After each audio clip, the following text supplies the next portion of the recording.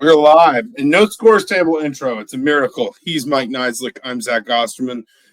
This is Mind Your Banners for February 27th, 2025. Sorry we were a little bit delayed. I've lost my phone and can't find it. That's never a good thing. But the good news is we are still here. He is still Mike Niziolek. Mike, how are you doing on this glorious pre-spring afternoon?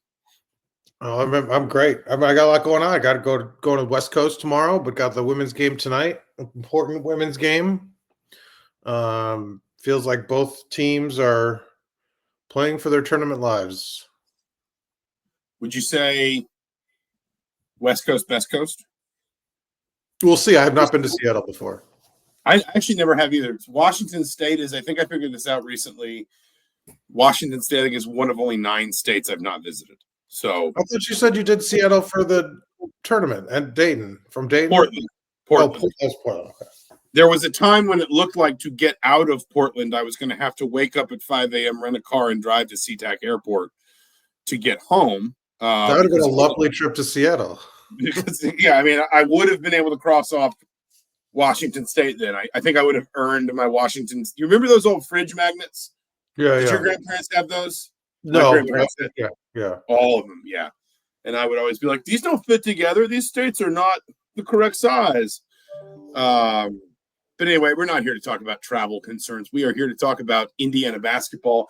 And in particular, I think both the present and future. We'll start with the present first.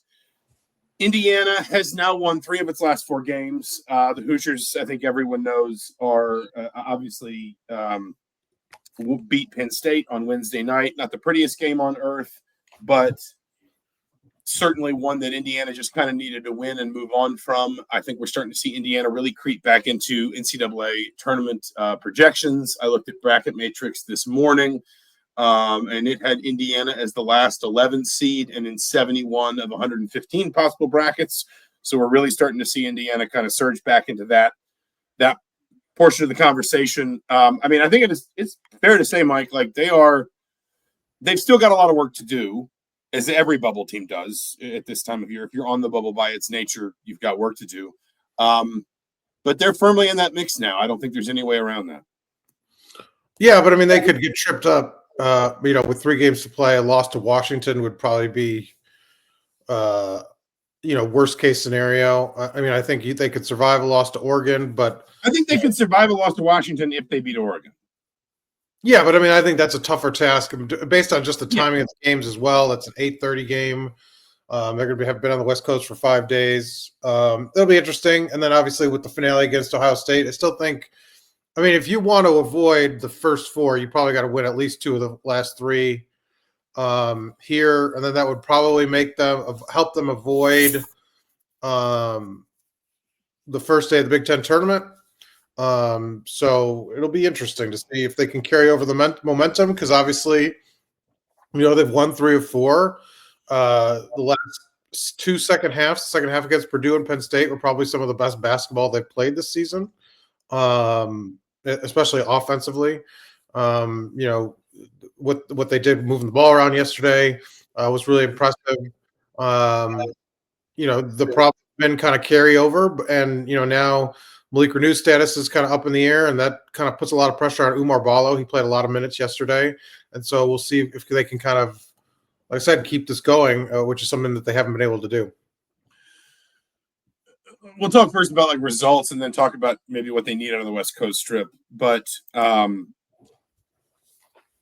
think the reminder, and you did something on kind of the good, the bad, and the ugly of Indiana's resume as things stand right now. The reminder you get when Indiana just sort of pins a couple really high quality wins on the board, Purdue, obviously at Michigan State, is that what's dragging this resume down is not bad losses. And that is an important feature at this time of year. Like that is an important sort of card to have in your hand. A lot of bubble teams, you mentioned several there. I think you mentioned maybe Georgia, Oklahoma, a few others. There are a lot of other teams in and around the bubble that either because they're coming from mid-major conferences or because they've just lost some games they shouldn't, are having to sort of shoulder quad 3, quad 4 losses. you said Washington would trip Indiana up, and I agree to a certain extent, but even Washington would only be a quad 2 loss. And if they did lose it, it would be their first quad 2 of the season. Never mind the fact that they can't lose unless something really catastrophic happens in Indianapolis, a quad 3 or a quad 4 game at this point in the season. What's the road for quad? With the road for quadrants, it goes down to I think 125 or 130, something like that. Washington is comfortably in quad 2. The bigger quad 3 concern was Penn State, but Penn State winning those 2 games before the Indiana game bumped Penn State back into the top 75, which is a quad 2 at home. Obviously, also keeps Penn State for the moment as a quad 1 on the road, which is important. Right. And as I predicted to you last night, Penn State actually went up in the net today because of the efficiency, I think, probably of their offensive performance in losing to Indiana. Indiana did not move in the net, but Penn State kind of shored up its position, which helps Indiana. The point is, on the one hand, if you are Indiana, you do still have work to do. On the other hand, if we live in a hypothetical world, for example, for a moment where Indiana does upset Oregon, let's say beats Washington and then upsets Oregon, then suddenly Indiana's resume takes – I guess what I'm trying to say is it's easier for Indiana to improve its resume here in the last 2 weeks in big chunks than I think it is for some other bubble teams, because those bubble teams are trying to outweigh bad losses, where Indiana's just got to add quality to a resume that really didn't get any over the non-conference schedules we talked about, and really didn't get any over the first half of the Big Ten schedule, with the sort of the exception of the Ohio State road win, which is at least quad 1. What Indiana needs now is just quality wins. Yeah,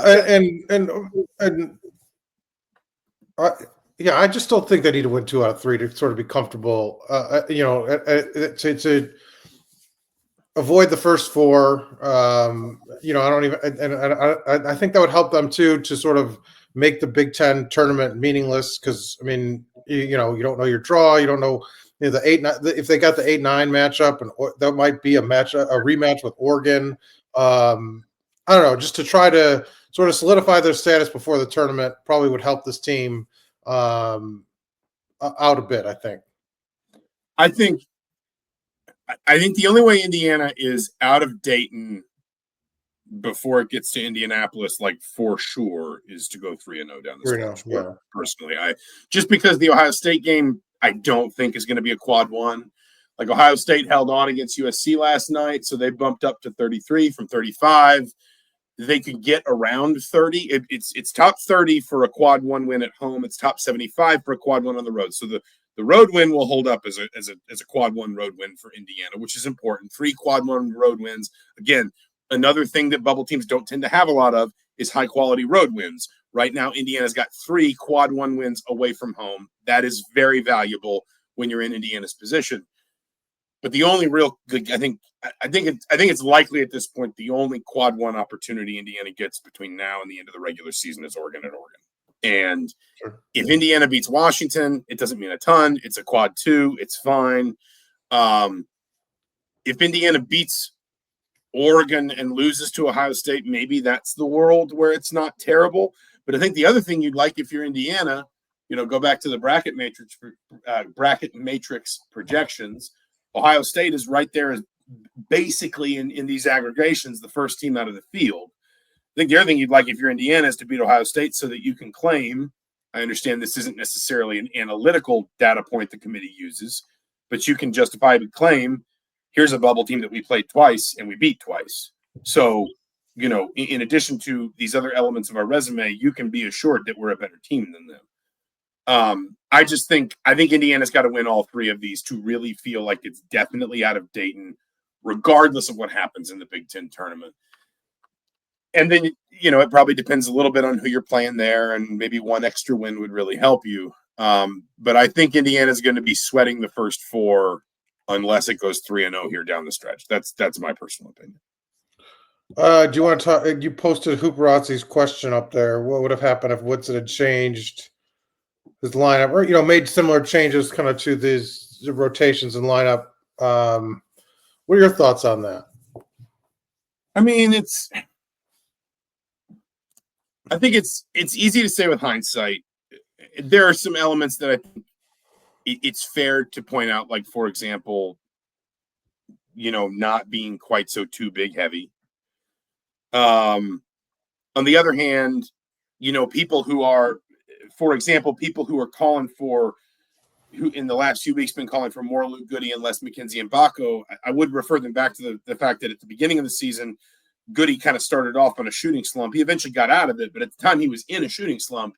And Mbako was, for a while there, Indiana's most consistent source of offense. I mean, like, if you go back to even those games in Atlantis, excuse me, he was bad against Louisville. Everyone was, but he had 13 points and 4 rebounds against Gonzaga, and he had 25 points against Providence.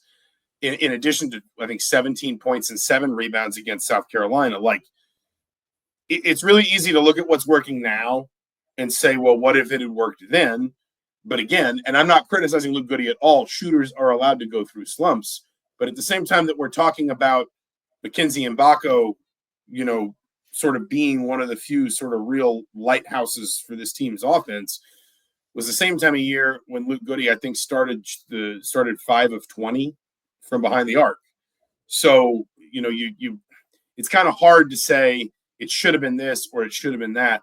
I think maybe the one area beyond the two bigs, which has just been done to death, and I don't think we need to rehash it too much, but I would be curious for your thoughts. The one big change I would be curious about is more Anthony Leal. And I don't mean that, there's a lot of people who it's like, oh, it's intangibles and this and that. And I think that's important, especially from a senior. But like, Leal didn't play in any of Indiana's, I think 6 of Indiana's first 10 games. I think he was injured for at least a couple of those. So it wasn't like that was all just coach's decision. I think he had an injury. But undeniably, I mean, he's, to use a Ken Palm statistic, over the course of the season, he's playing about 37% of available minutes. In Big Ten play alone, that number spikes up past 52%. So, like, I mean, his playing time has clearly risen as the season has gone on. And I think what has been important, number one, he's quietly been better in the assists area than I think he gets credit for. But number two, and I think this is really important,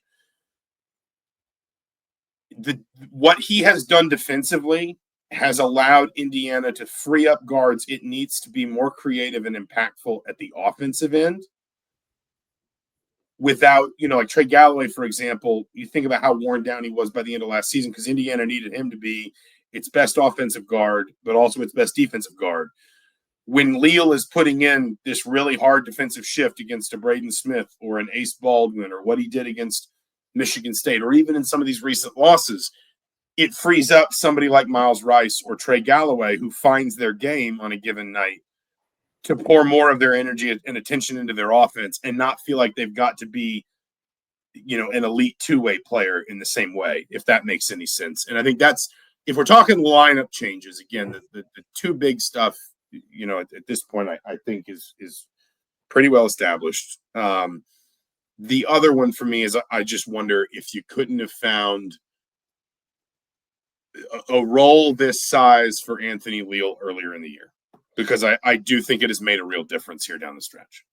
That would have required, though, and this maybe is like a critique or a counterpoint to like having the infinite NIL budget, that it handcuffs you from taking a chance like that until everything goes wrong. Because like he would have had to bench a guy making a lot more money than Anthony Leal at the start of the year that you recruited and brought in. Here's the one thing I'll be careful about. Like, are we sure he's making a lot more money? Pretty sure. I mean, I wouldn't be shocked if the numbers are closer than you think, but I understand what you're saying. But some of that's self-generated too. Like Leal's done deals on his own, like not provided by the school. So, but and perception-wise, like when you recruit, like you're recruiting the 3 top 25 players, and you're going to then bench one at the start of the season and not play him 20 minutes a game because you would have had to have a genuine competition and feel that Anthony Leal was back. That would have taken probably a level of like I said, kind of like guts that they just didn't think they needed to because they thought they had the talent. But I mean, I think it speaks to maybe the lack of if they had played maybe 1 or 2 tougher games in the non-conference schedule, they could have gone to these changes sooner because they could have seen that that the battle for Atlantis wasn't an aberration, that it was going to be sort of the standard against tougher teams. Like the two big lineups wouldn't work. They needed more sort of, to come together chemistry that they thought they'd develop, but just never came. Like, I don't know. I think maybe it's all just kind of like the perfect storm. Like they didn't learn any lessons from the non-conference schedule, rolled into the Big Ten with sort of like what they thought would work. And it didn't in some of the higher profile games, and then kind of collapsed, right? In Iowa, Illinois, lost 8-10. You want one of my hot takes? Yes. My hot Well, I said no. Are you done? Is that it? Yeah. Yeah. You can't have it. No, I don't want it. No, and I don't know if this is that Indiana should have been as good as it was on the day and just hasn't been, or if something about that was fool's gold or what. But I that Tennessee game just feels like such a strange data point for like where Indiana wound up over the first 2 months of the season, kind of everywhere else. Because if you were Indiana, I think you had every right to come out of that game and feel like a lot of this makes sense. Look at Miles Rice and Malik Reneau and the way they play together, and Umar Ballo. I was the one banging the drum for the idea that Ballo didn't need to be a double-double player, that it was just like his defense, his rebounds, his rim protection, his sort of screen and roll game. That was all Indiana needed from him because it had these other players that could do these different things.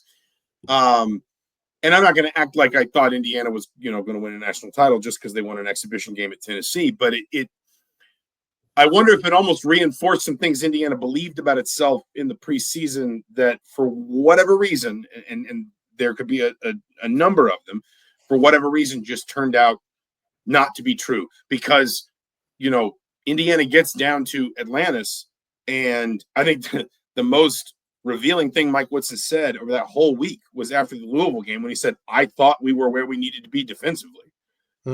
And not only was Indiana not where it needed to be defensively, like it was so dramatically not where it needed to be defensively, you thought, well, how could you have possibly come to that conclusion? Right. You just allowed 89 points to a Louisville team that admittedly turned out to be better than we thought they were at that time. But still, I just wonder about that Tennessee game. And not that Indiana shouldn't have played it. I think Indiana should seek more games like that in the future. But if there was just something about that game that either was fool's gold or wasn't carried over for whatever reason, that maybe because you talk about not challenging yourself enough in the non-conference, I just wonder if Indiana thought that was the challenge. It needed to learn certain lessons that obviously it didn't. I want to bring this in really quickly before I do want to talk about the coaching search as well. But Ryan Breach asks, do you think Malik Reneau will make the road trip? There has been no update on Reneau thus far today. For people who don't know, he went to apparently had to go to the ER in Bloomington last night. Mike Woodson said basically he was around for pregame shoot around. And then I think Woodson's term was he came down with something, which, I don't want to fill in blanks when we're talking about medical stuff, but certainly sounds like he just got like a stomach bug or a flu or, something just kind of developed really rapidly, maybe something viral. I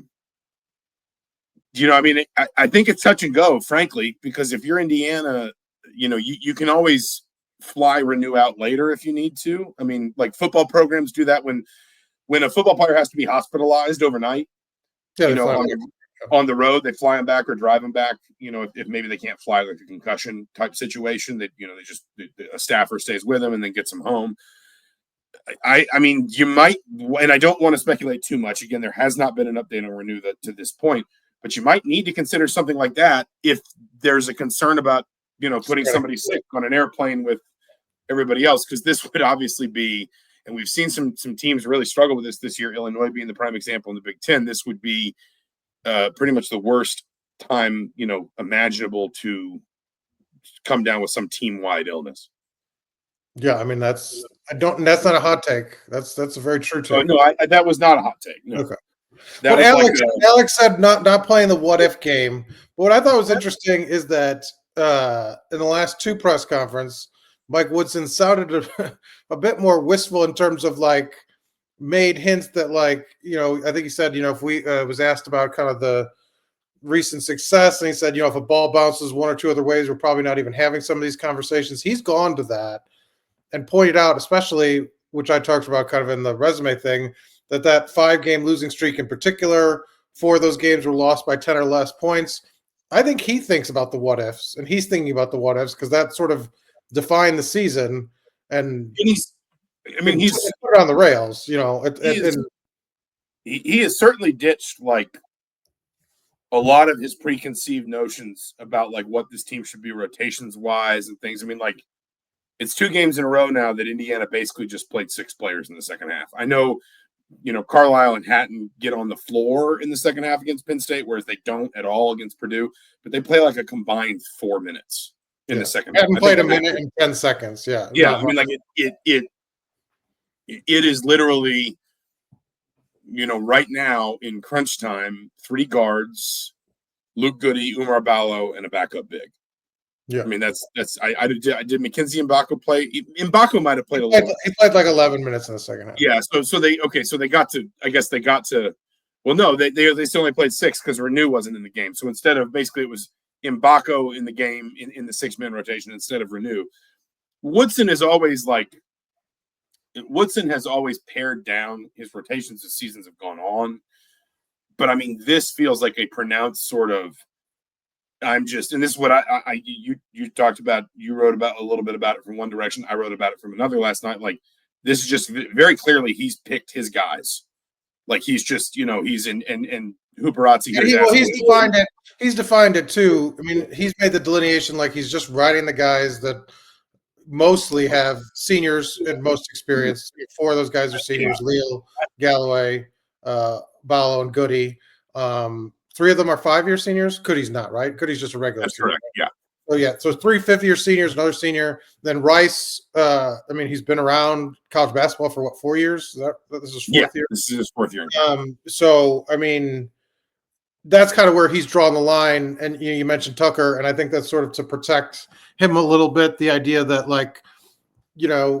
you're just going with the guys that have been in these moments. I don't think Bryson Tucker has done something to remove himself from the rotation. I think Woodson has just decided because he said some guys, there's no tomorrow for me here. I don't need to worry about I don't need to worry about next season or this guy's long-term trajectory or whatever. I just my service at this point is just to this team until this season ends, and these are the guys that I'm going with. Yeah, and not to have to make everybody happy in every moment, and it's probably a bit freeing in that sense that if somebody's upset about the rotation, well, tough luck. But I do think there's something to be said for saying, look, it's the experience that kind of will get us over this moment. And he's not ruling out, because he's gone back to Carlisle in recent games, and he was kind of a forgotten man for a while. So I could see a spot where Tucker comes in because he is sort of offensively can kind of put points in bunches. Like if he's comes in the Oregon game, I could see that, especially if Renew's not there and they need to, open up the bench a little bit. But I just think it's that experience that sort of, especially in these second halves, to try to limit mistakes, to try to have sort of steady leadership, because, these are high pressure moments. And if you come up short, you can't really bounce back now, so that's why I think he's kind of done it. Should we talk about the future now? How far into the future? I mean, an undetermined length of time at this point. I guess this is a little bit like shameless self-promotion time, but I tried to, and I think you read it, just like take a different spin on like just producing some, hot board 2.0 that really had,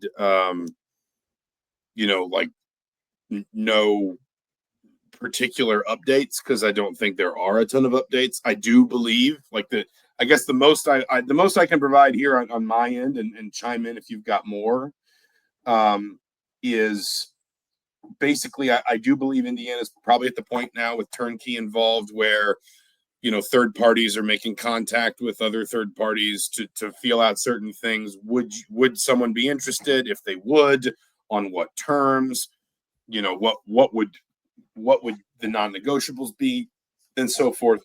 But I don't, based on everything I've heard and everyone I've talked to, I don't buy the the line of thought that basically it's all done and it's just being kept under wraps, and that is out there right now. I suspect that's not true. Maybe I'll be proven wrong in the long term, and I'll hold up my hand if I am. But I just tried to kind of spin it into something a little bit more analytical, like what would get Indiana to certain candidates over others. And, I got to, I just come through a bunch of KenPom data, and basically I came up with two criteria that seem to be not uniform across sort of the levels of success Indiana wants to have, going to deep into the NCAA tournament, winning Big Ten titles, and then, eventually building a program that is capable of reaching Final Fours, maybe even winning championships. And the two big ones, the two most consistent ones were, one, the ability to either score or defend the ball at a really high level, or both, but at least one of those two, you are somewhere between great and elite, like 95th percentile or above nationally in either the ability to score the ball or defend the ball. I looked at efficiency numbers because I was kind of ruling out style. I didn't want to say, well, only teams that play this way, or only teams that shoot the ball this way, or play at this speed, or whatever. But in terms of efficiency, score the ball at an elite level or defend the ball at an elite level, or both. And then teams that either consistently win, basically the best way to boil it down is probably consistently win the rebound game or consistently win the turnover game.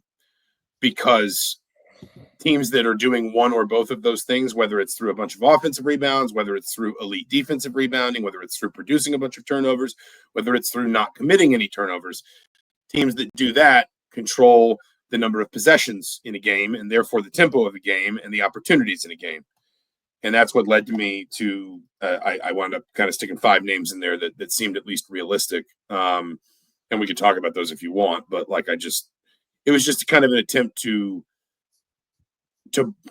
sort of sift through or distill some of this in a way that was a little bit different from just kind of, very mild updates on things and just moving through and recycling the same information over and over again.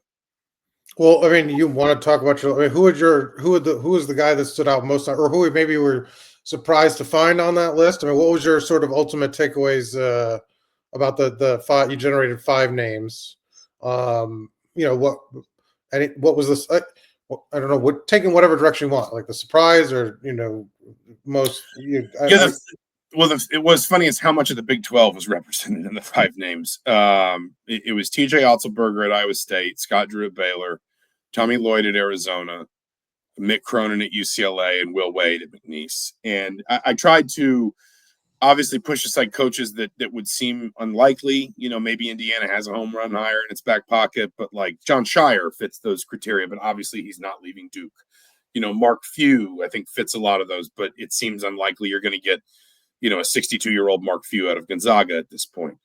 Not that nothing's ever impossible, but I tried to go with candidates. So how many names total fit your criteria? I didn't go like all the way down the rabbit hole, but there were probably at least 4 or 5 others that, for different reasons, whether it's because I didn't think they were attainable or I didn't think they were fits for other reasons. Sure. I just didn't include them. And listen, I'm not suggesting every one of these coaches is attainable. I think Scott Drew would be hard to get out of Baylor, for example. Tommy Lloyd's got a good thing at Arizona, and he's been pretty consistently a West Coast guy. Mick Cronin, we've talked about before, has a really heavy buyout. And even if there's all the will in the world for everybody to say, hey, maybe Indiana is the better place for you, UCLA is in mountains of debt, and I just don't see how they can waive an 8-figure buyout when they desperately need money. But those were the 5 names I came up with. I don't know if there were like surprises so much as I think it's certainly like TJ Otzelberger is a good example that you look at a coach like that and part of you, because he's only been at Iowa State 4 years, you kind of feel like, well, is this just a flavor of the month, kind of coach? Archie Miller, Indiana probably got a little bit burned with that. And Archie looked like a great hire. It turned out he wasn't. And I pointed out in that story that actually those criteria, Archie would not have met them. But actually, the more I dug into Otzelberger, the more I liked his profile. He's been to 5 NCAA tournaments in 8 years as a head coach. He'll make it 6 of 9 this year. you should probably give him a 7th because he won the Summit League his last year at South Dakota State and then lost in his conference tournament. But like the point is, he built a mid-major team very much capable of making the NCAA tournament. If you're willing to just kind of like forgive the 2 years at UNLV, which is a very, I think, an increasingly difficult job for a variety of reasons, he's just been, I mean, he's been kind of on a steady rise ever since he started into head coaching. And the other thing I'd forgotten, because I just don't pay as much attention to Iowa State for obvious reasons, is that, I mean, Iowa State was on the floor when he took him over. That, you know, they hired Steve Prohm and after Fred Hoiberg left, and it really never clicked. And his last year, Prohm went 0 in the Big 12. And Otzelberger, I have this, I don't know why I want to call him Otzelberger.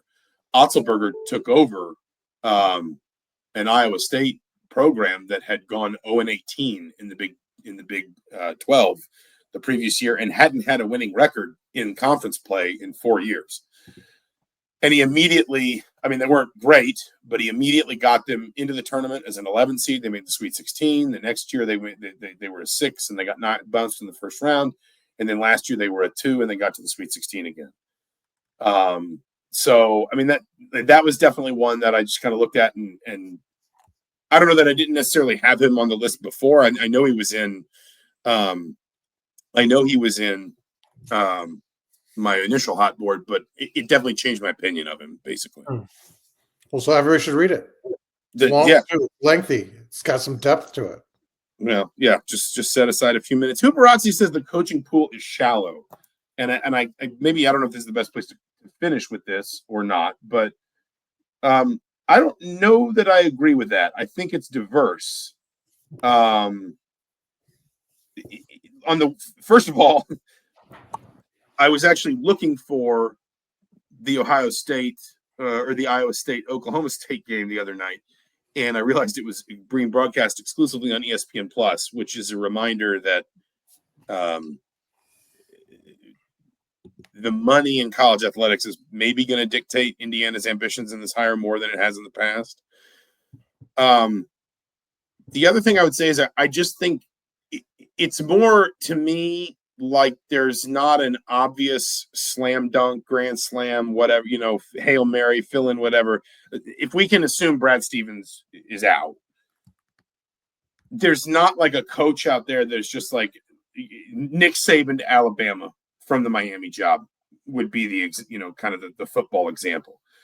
But I do think there are a handful of coaches that could either reflect like a Kurt Signetti to Indiana type hire. Ben McCollum would probably be the most obvious example there. He wasn't included in mine. Huberazzi also asked here about Todd Golden. Setting aside the off-court stuff with Todd Golden, I didn't include either of them because, like, basically their profiles look pretty promising. But Golden's not been a head coach for very long. There's not a lot there, and he's only been in a high major job for a couple of years. And I just couldn't find advanced data for Division II. I tried, and it's probably out there somewhere, but I couldn't find anything to build off of Ben McCollum's time down in Division II where he had a lot of success. I think there are also a handful of hires that I'm not saying they will be, but I think they could be the Cal to Kentucky, Self to Illinois type, or Self to Kansas type hire. I'm not saying they guaranteed would be, but for example, TJ Otzelberger going from Iowa State to Indiana, it wouldn't be hard for you to paint me a picture of that winding up not dissimilar to, you know, John Calipari going from Memphis to Kentucky, or again, the better ones probably. But weren't those more established names in those points in their careers? Who's let's see. Calipari and Self were both. I'm struggling to find Kansas's profile on KenPom right now. I know they've done some syncing lately. Self had been at Tulsa for 3 years. And then he'd done 3 years at Illinois. He never won the Big Ten. He did make the Elite Eight once, his first year there. Yeah. But I think Self's Illinois tenure is probably sort of remembered in a certain way because right after he leaves, Bruce Weber takes that team to the national title game. and they lose to North Carolina 2 years later, because Self leaves Illinois for Kansas in 2003. Bruce Weber takes over at Illinois, and then in 2005, he takes Illinois all the way to the national title game where they lose to North Carolina. So I think Self's Illinois tenure is maybe remembered as, I mean, he was really good, don't get me wrong. He went 27 wins, 26 wins, 25 wins, made the tournament every year, Ken Pom top 10 finishes every year. But I don't think it's unfair to compare him, for example, to TJ Otzelberger at a similar point in his career. Okay. And then he goes to Kansas, has about 3 good to not great years.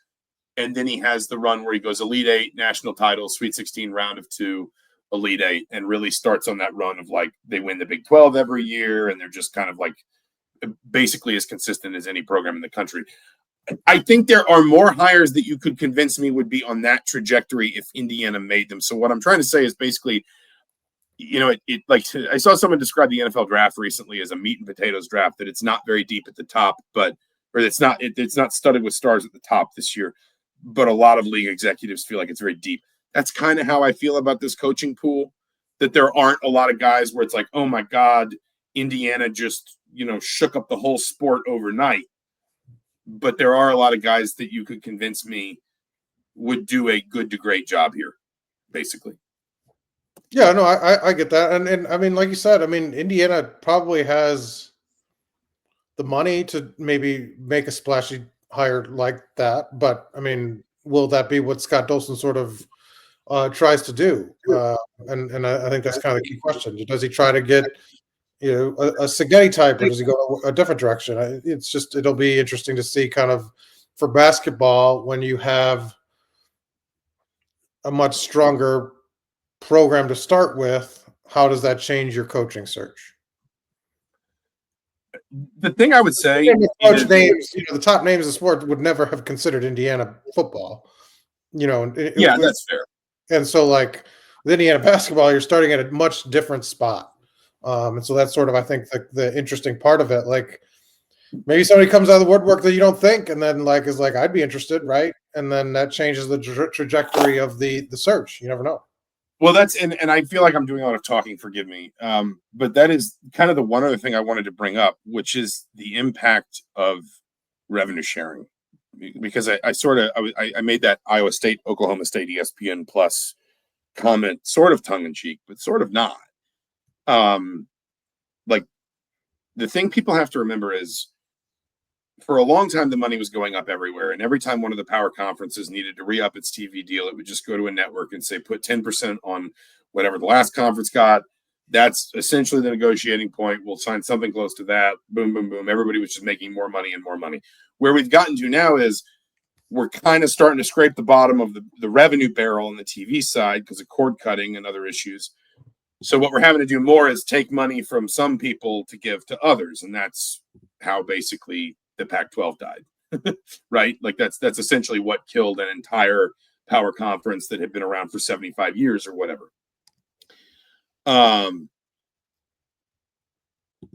thought it was interesting how many Big 12 coaches wound up in that group of 5 at the end of my analysis, in part because that dynamic's not going to change anytime soon. And the other thing people need to remember is revenue sharing is not static. It's 20.5 this year, and then it's 4% more next year, which I think is going to be in the 21-something range. Then it's 4% more on top of that, compounded the year after that. Then they'll review it in year 4. But the way they got to this number is they took the average Power 4 athletics department annual revenue. They cut it in what everyone believes anyway. I don't know if anyone's ever confirmed this publicly. What everyone believes anyway is they sort of took the pro model of how the pro cuts up the TV deal and says half to the players, half to the owners, whatever. They said, here's the average annual revenue. If you cut that in half, here's how much should be shared to athletes.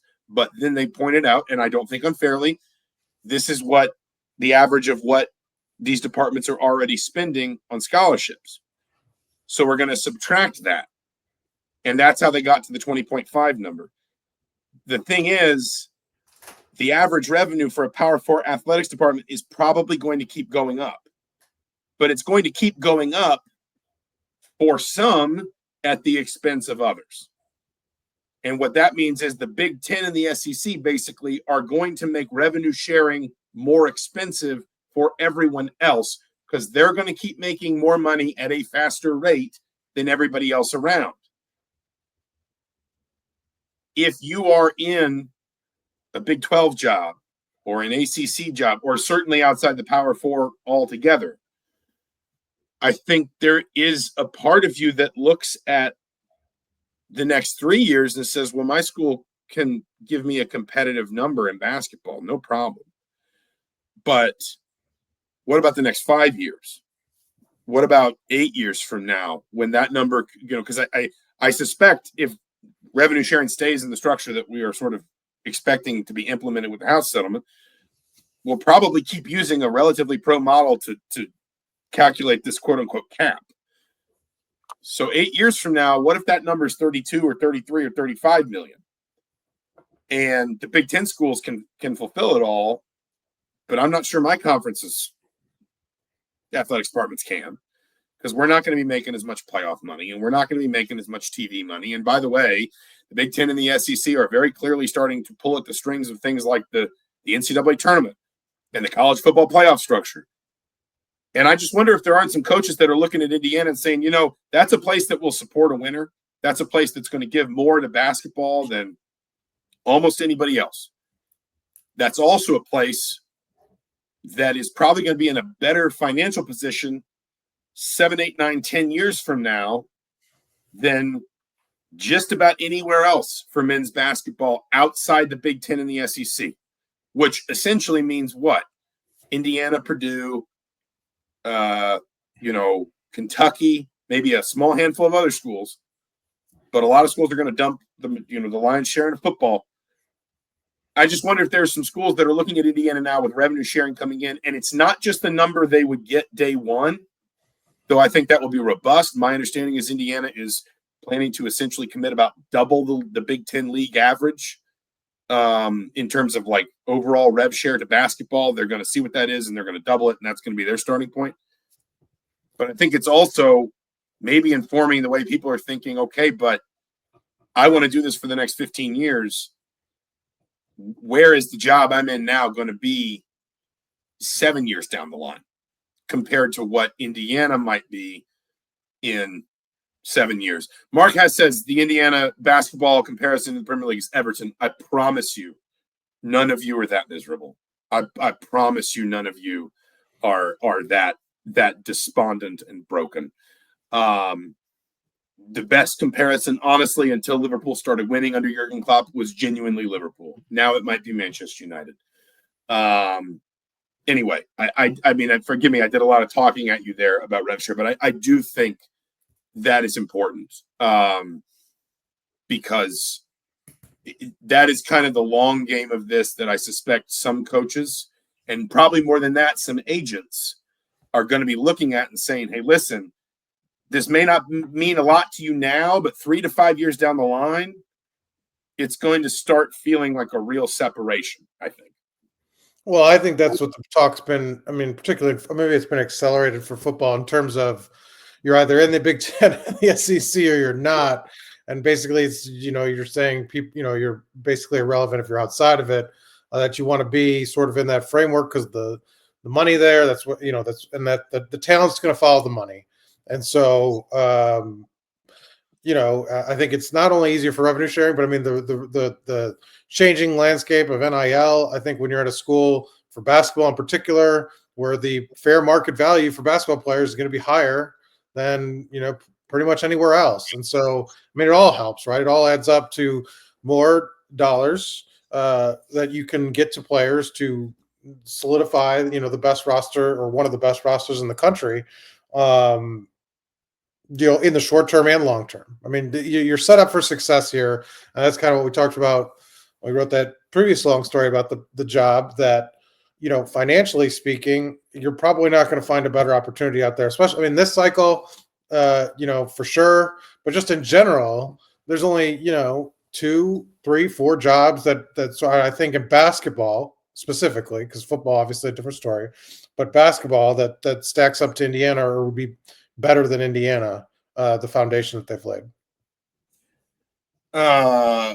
We'll end with these comparisons because people are starting to throw out some wild ones. First of all, I don't really want to explain to my Auburn graduate stepmother that Auburn is Everton. Everton is dysfunctional. I promise you it's not that dysfunctional. On the other hand, it's also not that successful. Mesro99 says Auburn, like Everton, is passion plus incompetence plus moments of glory.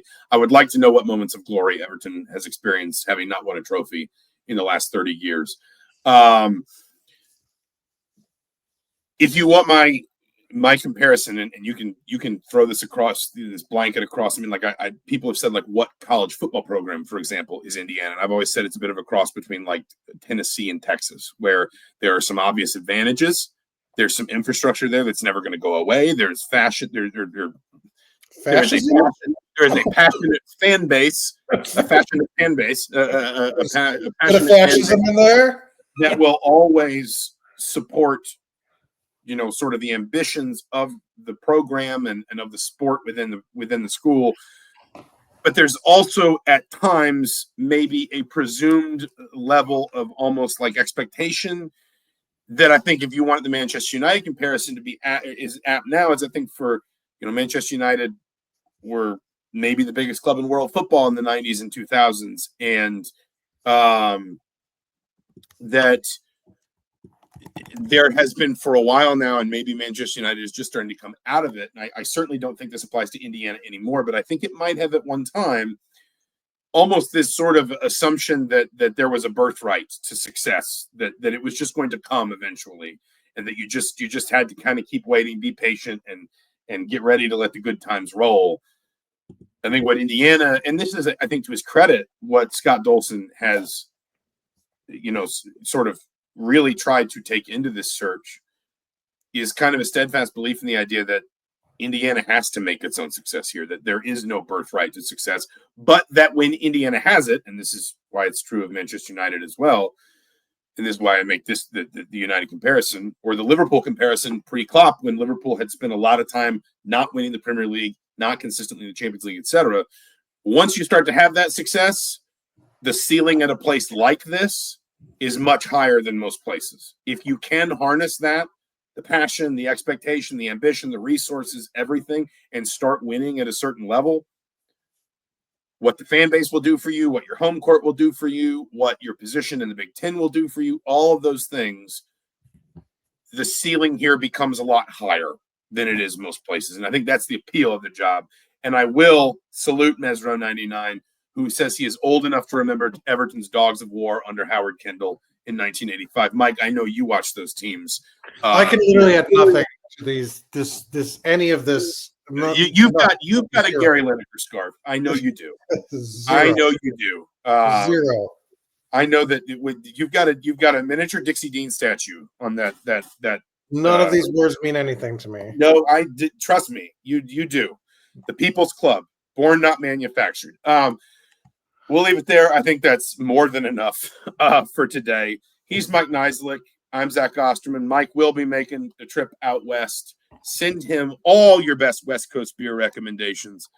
I will be covering from home and managing a 7-year-old's birthday party. So, God help us both.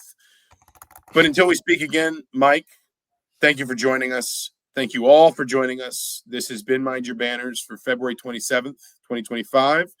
We will talk to you again soon.